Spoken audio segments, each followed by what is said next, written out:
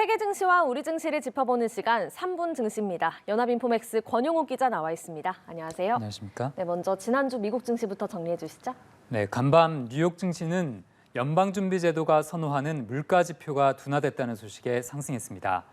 마감가를 살펴보면 다우지수는 전장보다 0.08% 올랐고요. S&P 500 지수는 전장 대비 0.25%, 나스닥 지수는 0.95% 각각 상승했습니다. 지난주 금요일에는 연준이 선호하는 미국 근원 개인 소비 지출 PCE 상승률이 발표됐는데요. 12월 근원 PCE는 지난해 같은 기간보다 4.4% 올라 11월에 4.7%보다 떨어졌고 지난 2021년 10월 이후 가장 낮은 수준을 기록했습니다. 근원 물가는 기조적인 물가 흐름을 보여주기 때문에 이번 수치는 인플레이션이 완화되고 있다고 해석할 수 있는데요. 네. 이날 동시에 나온 미국 미시간대의 기대 인플레이션도 하락했습니다. 1월의 1년 기대 인플레이션은 3.9%로 지난해 12월 4.4%보다 크게 떨어졌는데요. 2021년 4월 이후 최저 수준입니다. 미시간 대학은 장단기 기대 인플레이션이 잠정적으로 추가 하락할 가능성이 있다고 설명했습니다. 네, 이렇게 물가가 안정되면서 앞으로 연준의 결정에도 관심이 쏠리고 있죠. 네, 이번 주 연준의 FMC가 열리는데요. 이번 회의에서는 기준금리를 0.25%포인트 인상할 것이 확실시됩니다. 네. 문제는 연준이 금리 인상에 중단 힌트를 줄 것인가 하는 부분인데요. 최근 뉴욕 증시는 연준이 긴축을 조만간 중단할 것이라는 기대로 달려온 측면이 큽니다. 그리고 물가 지표가 이를 뒷받침해 주기도 했고요. 다만 공격적인 긴축에 대한 우려를 완전히 접을 수도 없는데요.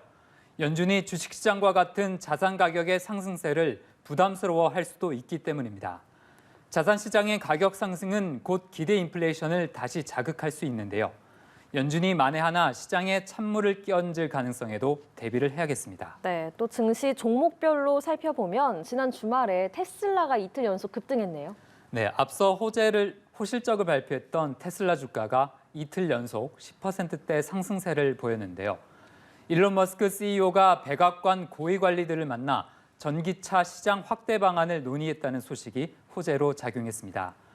지난 주말 나온 기업 실적은 종목별로 희비가 엇갈렸는데요. 세계적인 반도체 업체인 인텔은 최악의 실적을 기록하며 주가가 6% 이상 빠졌습니다. 쉐브론의 주가는 순이익이 시장 예상치를 밑돌며 4% 이상 하락했고요.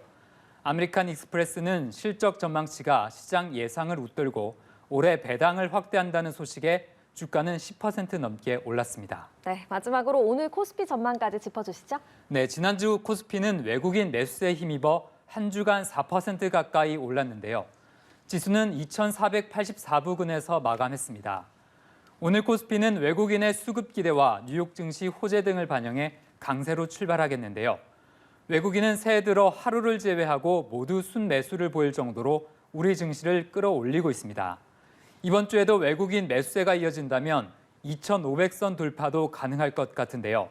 증권업계는 이번 주 코스피 변동폭으로 2,400에서 2,530을 제시했습니다. 네, 3분 증시 권용욱 기자와 함께했습니다. 고맙습니다.